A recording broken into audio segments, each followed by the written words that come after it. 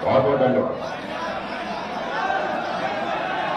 Bharatiya Janata party के जिलाध्यक्ष श्री देशीपाल जी भारत, शांत हो जाइए, शांत हो जाइए।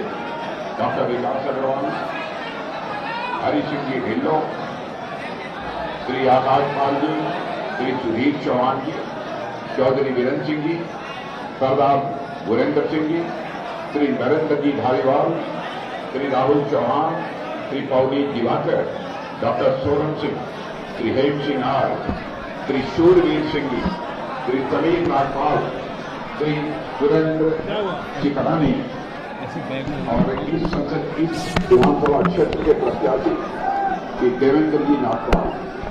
बहनों भाइयों, आप शांत नहीं होंगे तो मैं कैसे बोल पाऊंगा? बहुत शोर है, बाहर भी लोग खड़े हैं।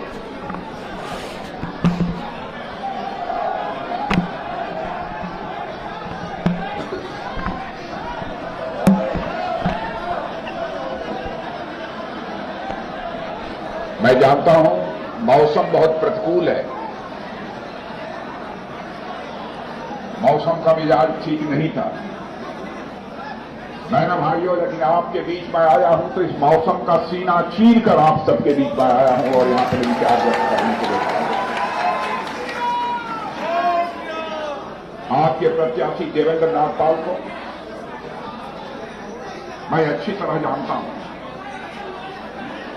विधायक के रूप में भी उन्होंने आपकी सेवा की है और सांसद के रूप में भी उन्होंने अपनी भूमिका का निर्वाह। चुप हो जाओ, 2 मिनट के सुन लो बात। एक मिनट चुप हो जाओ प्लीज।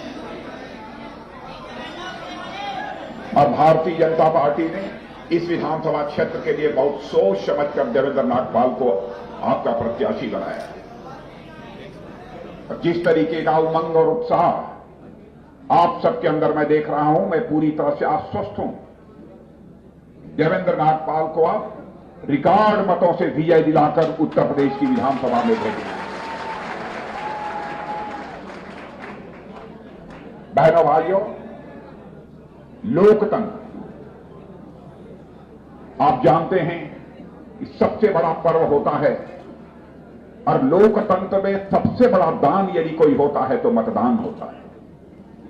मैं आप सभी से अपील करना चाहता हूं, जिस दिन मतदान हो उस दिन आप सभी को जाकर भारी मतदान करना चाहिए और यह कोशिश करनी चाहिए अपनी तरफ से कोई भी व्यक्ति छूटने न पावे जो मतदान से वंचित रह जाए, क्योंकि लोकतंत्र का सबसे बड़ा दान यह मतदान माना जाता है। हर 5 वर्ष पर इस लोकतांत्रिक व्यवस्था में चुनाव होते हैं। विभिन्न राजनीतिक पार्टियां अपने प्रत्याशियों को चुनाव के मैदान में उतारती हैं और आप जाकर मतदान करते हैं। लेकिन मैं यह मानता हूं कि इस बार आपको मतदान ही नहीं करना है, बल्कि इस बार आपके उत्तर प्रदेश के भविष्य को लिखना है। यह भी जिम्मेदारी आपके कंधों के ऊपर है।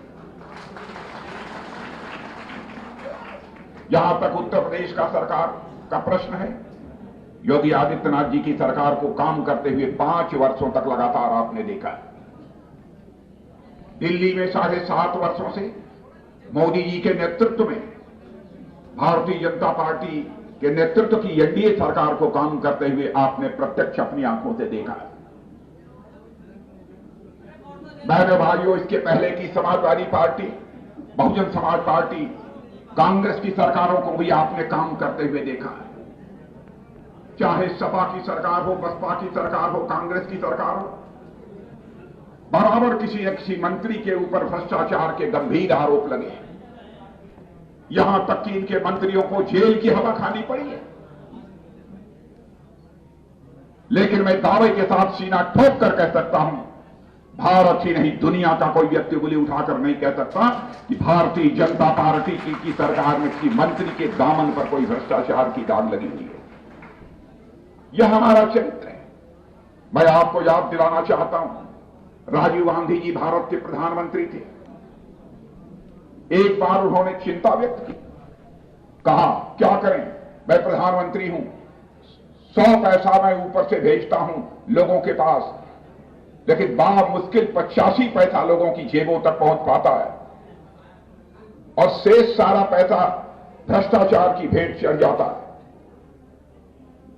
एक प्रधानमंत्री ने यह लाचारी व्यक्त की थी, लेकिन हमारे प्रधानमंत्री ने भ्रष्टाचार की चुनौती को स्वीकार किया। मेरे बहनों भाइयों, और आप सब बड़ी संख्या में यहां पर किसान मौजूद हैं, मैं कह सकता हूं प्रधानमंत्री किसान सम्मान निधि के अंतर्गत जो 6,000 रुपया दिल्ली से जाता है, उस 6,000 रुपये में से एक भी पैसा नहीं कटता होगा। 6,000 का 6,000 आपकी जेबों तक पहुंचता होगा।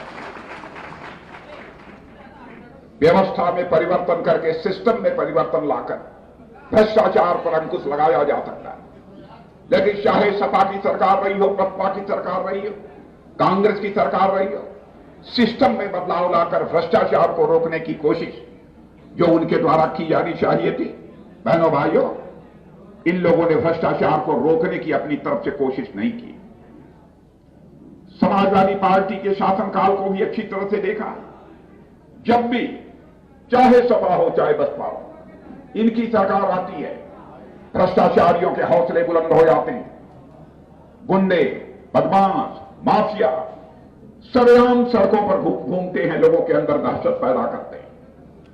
लेकिन मैं दावे के साथ कह सकता हूं, जब से योगी आदित्यनाथ जी की यहां सरकार रही है, मेरे बहनों भाइयों, कोई भी गुंडा, बदमाश, माफिया खुलेआम अपने सीने का बटन खोलकर उत्तर प्रदेश की सड़कों पर चलने की हिम्मत नहीं कर पाया है, बल्कि गुंडे बदमाशों ने यह मान लिया। बेहतर यही है, बेहतर यही है कि अब हम जेलों में रहें। उन्होंने जेलों में जाना स्वीकार कर लिया, और किस तरीके से गुंडे बदमाशों ने स्वयं थाने में जाकर सरेंडर किया है, कभी टेलीविजन के पर्दे पर भी आप लोगों ने देखा होगा। और आप जानते हैं, कानून और व्यवस्था का चुस्त दुरुस्त होना यह विकास की पहली शर्त होती है। यदि कानून और व्यवस्था के हालात ठीक नहीं होंगे तो आप लाख कोशिश करें, आप अपने प्रदेश में और देश में जैसा विकास करना चाहते हैं वैसा विकास किसी भी सूरत में नहीं कर सकते। जब हम लोगों की सरकार बनी है, गांव, गरीब, किसान, झुग्गी झोपड़ी का इंसान, बेरोजगार नौजवान और महिलाओं का सम्मान, इन 4 मुद्दों का हम लोगों ने विशेष रूप से ध्यान रखा है। जहां तक गांवों का प्रश्न है, मैं दावे के साथ कह सकता हूं, जब आदरणीय अटल बिहारी वाजपेयी की सरकार थी, तो वाजपेयी जी की सरकार के समय ही गांवों को पक्की सड़कों से जोड़ने का सिलसिला प्रारंभ हुआ था, और आज सारे गांव पक्की सड़कों से जुड़ गए होंगे।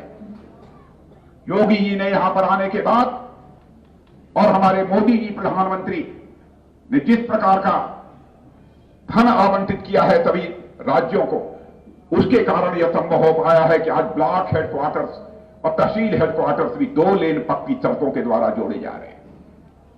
मैं यह दावा नहीं करता कि चारों तरफ एकदम बिल्कुल पक्की सड़कों का जाल बिछ गया है, लेकिन बहनों भाइयों, इतनी बात तो मैं दावे के साथ कह सकता हूं, अन्य जितनी भी सरकारें रही हैं उनसे सबसे बेहतर काम यदि किसी राजनीतिक पार्टी की सरकार ने किया है तो भारतीय जनता पार्टी की सरकार ने वो काम किया।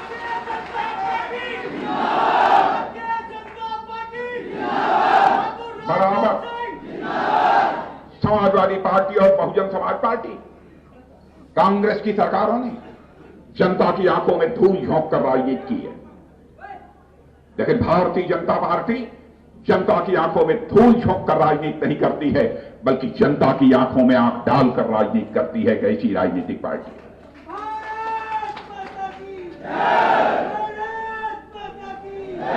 समाजवादी पार्टी के हालात कितने खराब हो चुके हैं, कितने बदतर हो चुके हैं।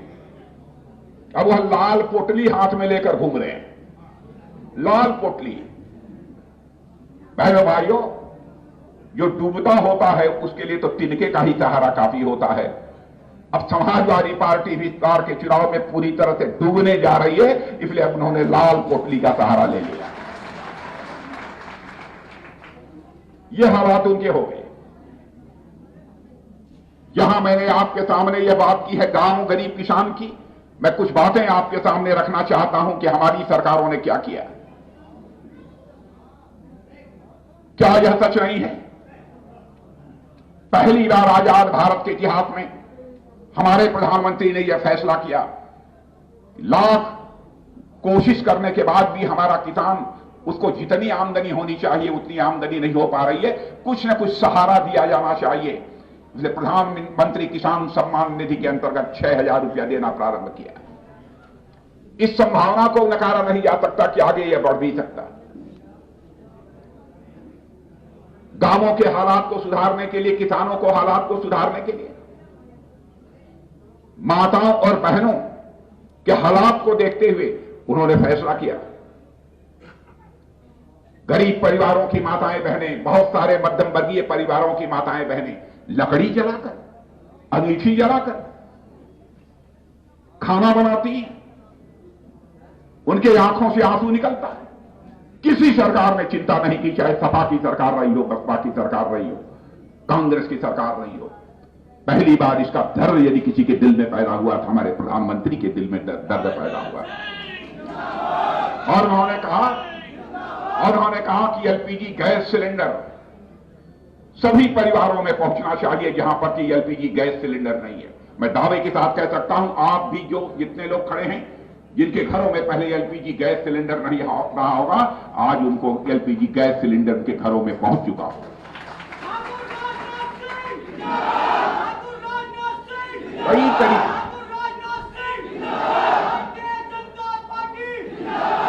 अब आपका जहां तक सवाल था, गांव में हम लोग जाते थे, पहले कच्चे मकान दिखाई देते थे। प्रधानमंत्री ने हमारे फैसला किया कि हम भारत में ऐसे हालात पैदा करेंगे कि कोई व्यक्ति झुग्गी झोपड़ी में न रहने पाए, सबका अपना सिर ढकने के लिए पक्का मकान होना चाहिए। और मैं यह बात भी दावे के साथ कह सकता हूं, इस विधानसभा क्षेत्र में रहने वाले कुछ लोगों को निश्चित रूप से पक्का मकान मिला होगा जिनके पास पक्का मकान नहीं रहा हो। सारे देश भर में माताएं बहनें घर में पानी के लिए घड़ा लेकर कुएं पर जाती थी, दूर दराज स्थानों पर जाती थी, घड़ा भरकर पानी लाती थी, तब घर का कामकाज चलता था। हमारे प्रधानमंत्री ने कहा, यह जलालत अब मैं अपनी गरीब माताओं बहनों को नहीं झेलने दूंगा। और उन्होंने कहा कि अब सारे हिंदुस्तान में एक घर भी शेष नहीं बचेगा जिस घर तक नल न पहुंच जाए और नल के माध्यम से जल न पहुंच जाए, ऐसा एक भी घर शेष नहीं बचेगा।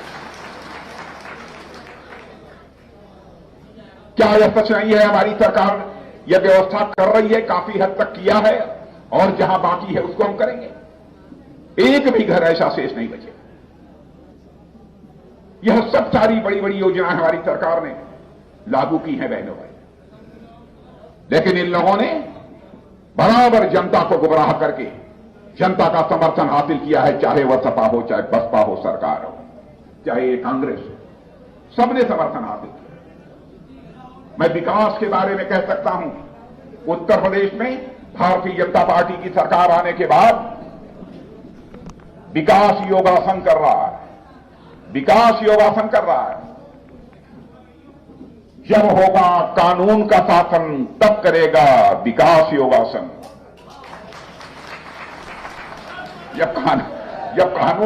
जब कानून का शासन होगा ही नहीं तो विकास योगासन कैसे करेगा? आप लोग योगासन करते हैं कि नहीं करते हैं? कुछ लोग जरूर करते होंगे। और बहनों भाइयों, योगासन 84 तरह के होते हैं, 84। और मैं दावे के साथ कह सकता हूं, कानून और व्यवस्था के हालात हमारे उत्तर प्रदेश में इतने बेहतर हुए हैं कि 84 में से 83 योगासन विकास यहां पर कर रहा है। एक योगासन हम लोगों ने विपक्ष के लिए छोड़ दिया, सपा बसपा के लिए छोड़ दिया है, कांग्रेस के लिए छोड़ दिया है। और आप जानते हैं कौन सा योगासन उनके लिए छोड़ दिया है? शीर्षासन उनके लिए छोड़ दिया है।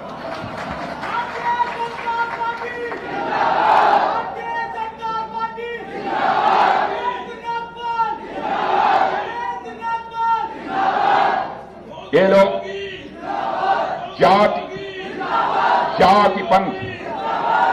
जाति पंथ और मजहब के आधार पर समाज को बांटकर यह सरकार बनाना चाहते हैं। जाति पंथ और मजहब के आधार पर सरकार को बांटकर ये लोग सरकार चलाना चाहते हैं। बहनों भाइयों, भारतीय जनता पार्टी किसी भी सूरत में जाति पंथ और मजहब के आधार पर देश को बंटने नहीं देगी। मैं आपको विश्वास दिलाता हूं, हम राजनीति करते हैं तो इंसाफ की राजनीति करते हैं, इंसानियत की राजनीति करते हैं बहनों भाई। हम समाज को तोड़कर राजनीति करना हमको पसंद नहीं है और कभी भी हम समाज को तोड़कर राजनीति नहीं करेंगे। भाई डंके की चोट पर इस बात को कहना चाहता हूं और मैं यह भी कहना चाहता हूं, ये लोग बराबर आपको तरह तरह की बातें करके गुमराह करने की कोशिश करते हैं। कल आपने देखा होगा भारत की संसद में कांग्रेस के नेता राहुल गांधी खड़े हुए और उन्होंने हमारी केंद्र की सरकार पर यह आरोप लगाया कि केंद्र सरकार की नीतियां इतनी गलत हैं कि पाकिस्तान और चीन दोनों मिल गए। बहनों भाइयों, शायद उन्हें मालूम नहीं है, सकसगाम घाटी पाकिस्तान ने चाइना के हवाले किया था दोस्ताना अंदाज में। तब पंडित जवाहरलाल नेहरू जब भारत के प्रधानमंत्री थे उस समय इस घाटी को, सकसगाम घाटी को, उस समय पाकिस्तान ने चाइना के हवाले किया था। उस समय पाकिस्तान चाइना की दोस्ती थी। देश की जनता को गुमराह करने की कोशिश मत करिए। इतना ही नहीं,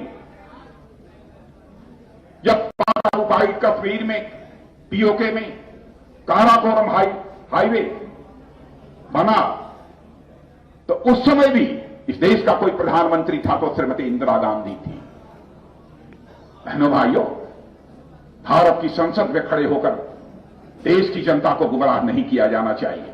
लेकिन कल राहुल जी ने अनाप शनाप यही सब सारी बातें कही हैं। आतंकवाद का जहां तक सवाल है, मैं यह भी आपको बतलाना चाहता हूं बहनों भाइयों, आतंकवाद पर काफी हद तक काबू पाने में हम लोगों ने कामयाबी हासिल की है, काफी हद तक कामयाबी हासिल की। भारतीय जनता पार्टी का चरित्र है, जो हम कहते हैं वो हम करते हैं।